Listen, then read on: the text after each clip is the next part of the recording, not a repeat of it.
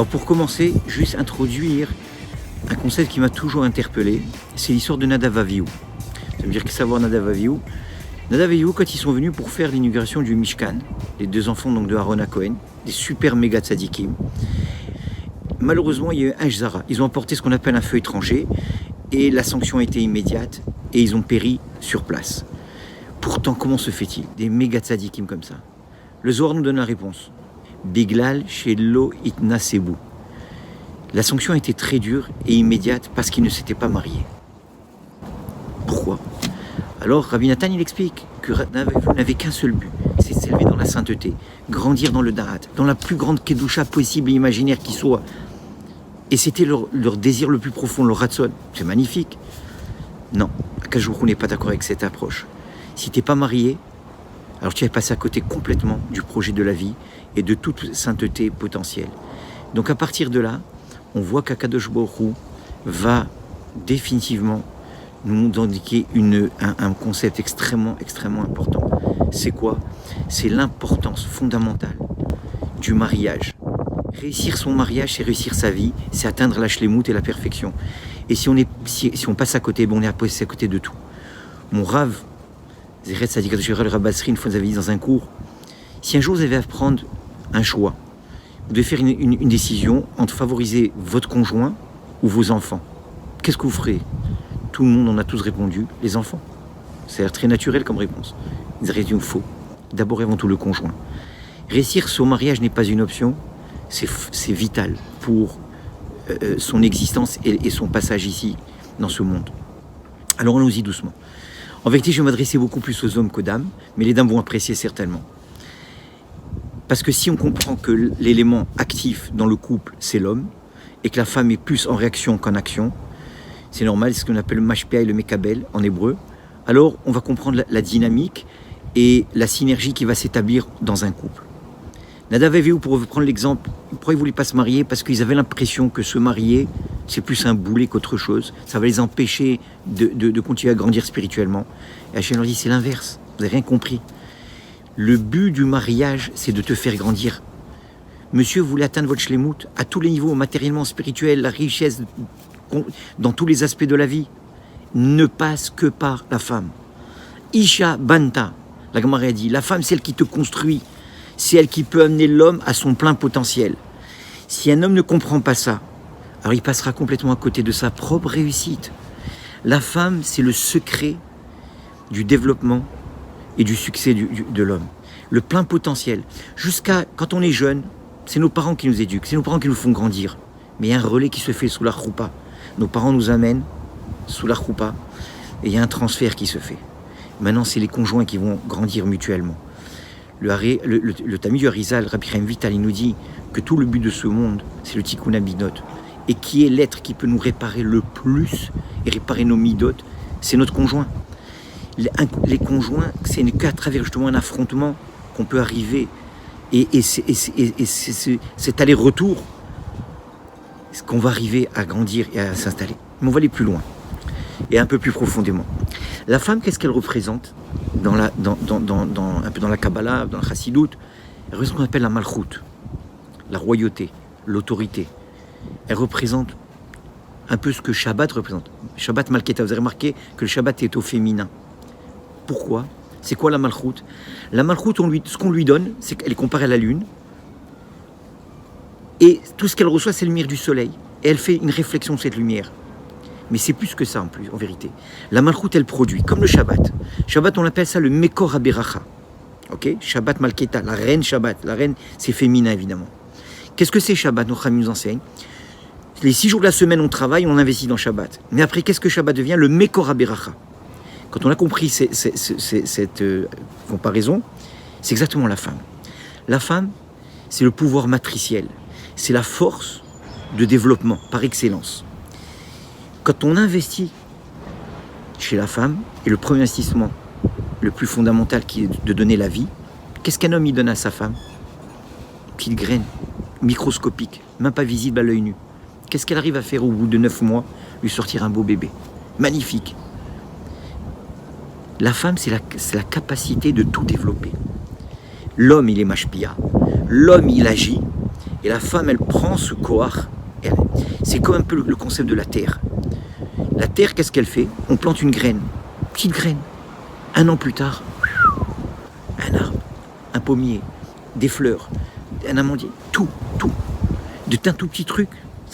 On voit que c'est ce koar de tout faire grandir, de tout amener à un aboutissement, de développer une potentialité et l'amener à son achèvement.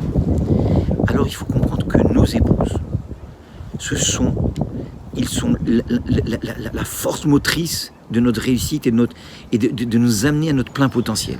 Mais pour cela, il faut évidemment s'investir. On ne peut pas attendre un retour sur l'investissement si on ne s'investit pas très fortement. Et l'investissement premier, comme nos amis nous disent, tu aimeras ta femme autant que toi-même, tu respecteras plus que toi-même. C'est une mara méfourechette. Il faut aimer sa femme comme soi-même. Aime ton prochain comme toi-même, évidemment, c'est inclus soi-même. Et tout ce qu'on veut pour nous-mêmes, on le voudra pour notre propre épouse. Mais aussi, il faut être, la Gemara dit comme ça dans Yebamot, Haoev et Ishto, Kegufo, vers Mechabida, Yoter Migufo. Donc d'abord, qu'est-ce que veut dire le caveau d'une femme? Ça veut dire aller au-delà de ce que moi-même je veux pour moi. Si moi, quand je vois une petite anecdote, je me rappelle une fois, on est sur la route, en allant aux États-Unis, et moi, je vais m'arrêter d'un petit motel, sauver un petit peu d'argent. Ma femme dit non, moi je veux un super hôtel. Je dis mais c'est cher quand même, on va aller dormir quelques heures, on est sur la route. Et j'ai tout de suite compris que je ne peux pas utiliser mes standards pour ses standards à elle. Elle lui faut une super chambre, propre, nette, impeccable. Alors c'est ça, le kavod, c'est d'aller, l'homme il doit aller au-delà de ses propres standards pour sa femme. Évidemment, ça va de soi que pour ça, les cadeaux, mais comment? Et là, je vais vous donner tout de suite un sod, parce que j'ai tellement de choses à vous dire sur le mariage, mais je vais aller rien qu'avec le sod qui me semble le plus important, et je m'adresse aux hommes. Khamim, on a comparé la femme à la malchoute, à celle qui a ce pouvoir de développer et de grandir tout ce qu'on lui donne.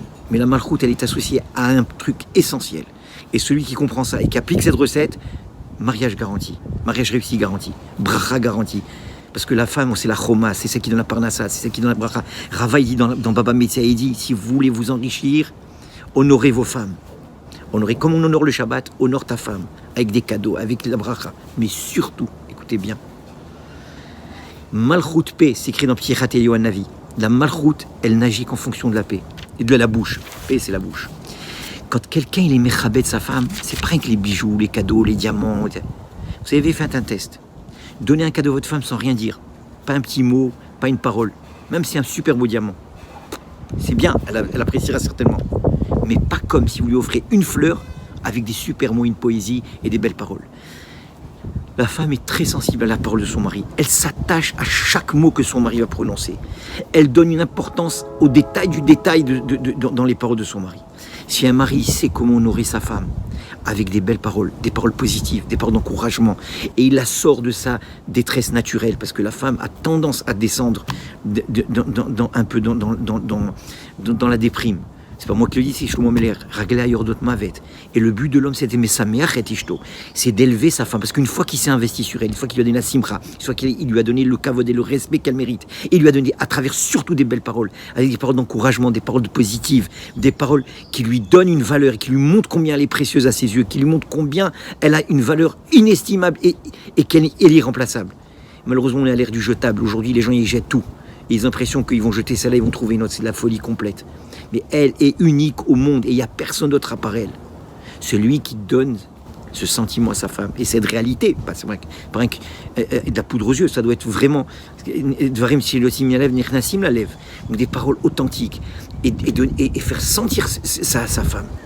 Et bien alors, cette personne, sa femme va sortir la malchoute, que dans le chazon on dit la malchoute, elle va sortir mi ben aklipot de son emprise dans la détresse et dans l'angoisse et dans la gmat nefesh. Et à ce moment-là, la malchoute, elle est dans une position, elle peut redonner au centuple ce qu'on lui a donné. Une petite graine, ça devient un arbre. Une petite graine, ça devient un bébé. Une petite graine, ça devient des milliards et des millions. Ce petit diamant que tu lui as offert, il va devenir une mine de diamants. Pourquoi ? Surtout quand ça a été accompagné avec des belles paroles. La parole, c'est le déclencheur. La malchoute, elle ne réagit qu'essentiellement qu'à la bouche et aux paroles positives. Ça, c'est le conseil numéro 1 que tous les hommes de la terre doivent appliquer s'ils veulent faire de leur femme leur ascension, leur moteur, leur rétrofusée pour atteindre les plus hauts sommets spirituels et matériels. Et donc ça, il faut déjà commencer avec ce principe. Et savoir que la femme, c'est la seule personne avec qui au monde je peux me réparer. Et on se répare mutuellement entre conjoints, évidemment, quand je parle ici. C'est avec elle que je peux réaliser un projet. C'est pas avoir un projet, c'est réaliser ensemble un projet. Le projet de la vie. C'est le shalom. Le shalom, on a toujours dit, c'est l'union des contraires. Oh, c'est shalom imromav. Romav, c'est oshamaim, esh omaim. Il faut savoir que la paix, c'est l'union des contraires. C'est pas l'union des semblables. Donc c'est normal qu'on soit différents de nos conjoints, l'un de l'autre. Mais c'est justement quand on force cette union, cette rencontre des contraires, c'est là où vraiment il y aura la paix et la bracha. On sait que la paix, c'est le keli de la bracha. Et on dit le shalom, zakei shemechazik et beracha. Donc il faut chercher la paix à tout prix. Et faire la paix, c'est au prix d'efforts. Ça va pas se faire aussi vite que ça. Donc en vérité, Bezrat Hashem, il faut savoir qu'Akadosh c'est lui qui est mis avec Zivukim. Il m'a mis avec ma femme. C'est pas un accident, c'est pas une erreur. Ça s'est pas fait. Hashem ne fait pas d'erreur. Il n'y a pas d'erreur de calcul là-haut. Il n'y a pas de bug informatique en haut. Tout est parfait, tout est calculé. C'est qu'Akadosh est allé chez Moula, il nous a mis ensemble. C'est qu'on doit être ensemble et on doit travailler ensemble. Et quand il y a une tempête, on va passer la tempête ensemble. Et on lâche pas. On rentre pas dans la société du jetable et on abandonne. Au contraire. Et il n'y a pas de quick fix. Les tikkunim, ça prend du temps. Quand il y a des réparations, on prend le temps de se réparer. On prend le temps de s'encourager et de trouver des solutions. Et il ne faut pas jeter. Et c'est à un moment donné, et je termine avec une très belle histoire qui m'a toujours impressionné. Quand on a compris que l'homme, il a compris que sa femme, c'est la Shekhinah, c'est la Malchut, parce que Malchut, c'est la Shekhinah, c'est la présence divine à la maison.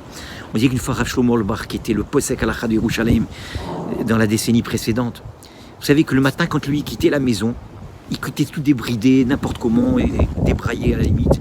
Et il allait faire ses cours, passer sa journée au collège. Et le soir, quand il rentrait, il s'arrangeait, il se mettait bien, il arrangeait son frac, son chapeau. Il rentrait dans... Rien chose, mais Rabbi, tu fais exactement l'inverse de ce que tous les hommes font la terre. Le matin, il se regarde dans le miroir, il s'arrange les boutons, manchettes, les machins, le parfum, le gel. Et toi, tu sors complètement débridé. Et le soir, tu fais l'inverse. Il a dit, vous avez rien compris. Dis-moi, quand je quitte la maison, je quitte la Shekhinah. Quand j'acquise la Shekhinah, j'ai pas besoin de m'arranger. C'est au retour à la maison, à la rencontre de la Shekhinah, que je dois me faire bien, être présentable et avoir une attitude positive. Et ça veut tout dire. Cet homme a tout compris, ce tzaddik a tout compris. La femme, c'est la Shekhinah. La femme, c'est la présence divine à la maison. Et il faut la remonter, il faut lui donner toutes les forces pour qu'elle puisse agir comme ce qu'on appelle la Malchut de Gdusha, une bracha. C'est l'essentiel de la bracha au foyer. Et c'est elle qui fait monter le foyer. Isha Banta, la femme, c'est elle qui construit, c'est elle qui donne tout. C'est la matrice, c'est la mère, c'est la maman. Em Kol Chai, la mère de tout vivant. Alors c'est ça qu'il faut travailler. Et une fois, le Rabbi Levin, quand il est allé chez le docteur avec sa femme, il a dit, monsieur le médecin, et c'est sa femme qui était malade, nous avons mal aux pieds. Le médecin, il a tout compris, il a dit, cet homme a tout compris. Nous avons mal aux pieds. C'est pas elle qui a mal, c'est les deux. Quand elle a mal, moi je souffre. Son souci, c'est mon souci. Alors Bezrat Hashem, on se renforce dans ses paroles. Et si Dieu veut, il y a beaucoup, vous en doutez, là j'ai fait tout ça en vrac, en capsule. On en fera beaucoup plus la prochaine fois. Merci et un grand bonjour du Canada.